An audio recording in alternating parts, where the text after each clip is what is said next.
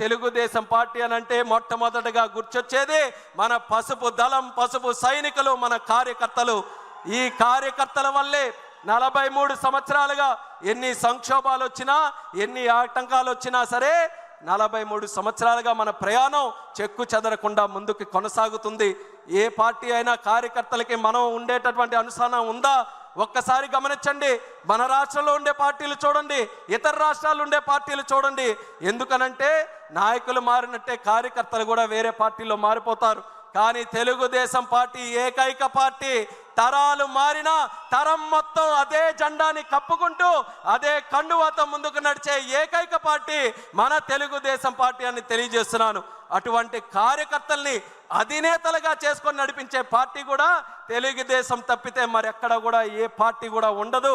అటువంటి క్యాడర్ని మరి వెల్ఫేర్ నిధులు, మన కార్యకర్త సంక్షేమ నిధి పెట్టి లోకేష్ అన్న గారి తాలూకు ఆధ్వర్యంలో వాళ్ళ సంక్షేమాన్ని, ఇన్సూరెన్స్ని, వాటన్నిటిని కూడా చూసుకొని వాళ్ళ కుటుంబం, అందరి కుటుంబం, ఇది తెలుగుదేశం పార్టీ కుటుంబంగా పెద్దలుగా చంద్రబాబు నాయుడు గారు, లోకేష్ అన్న గారు మన పిల్లల్ని చదివించి, మన ఆపదలో ఉంటే ఆర్థిక సహాయం చేసి, మనకి ఏదైనా కష్టం వచ్చి మనం వాళ్ళ భుజాల మీద తోడు చేయవేస్తే వాళ్ళు 2 భుజాలు తోడు చేసి కౌగిలించుకొని నీకు నేనున్నానని ధైర్యం చెప్పే నాయకత్వం మన తెలుగుదేశం పార్టీ దగ్గర ఉంది.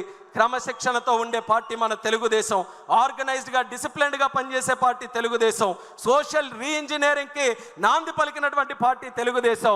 అలాగే కేఎస్ఎస్లు, కబ్స్ వ్యవస్థ, ఏ పార్టీలు కూడా క్షేత్ర స్థాయిలో ఒక పార్టీ ఎంత బలంగా నడపాలని ఎవ్వరి ఆలోచన కూడా ఉండదు. అది కేవలం మన తెలుగుదేశం పార్టీలోనే ఉంటుంది.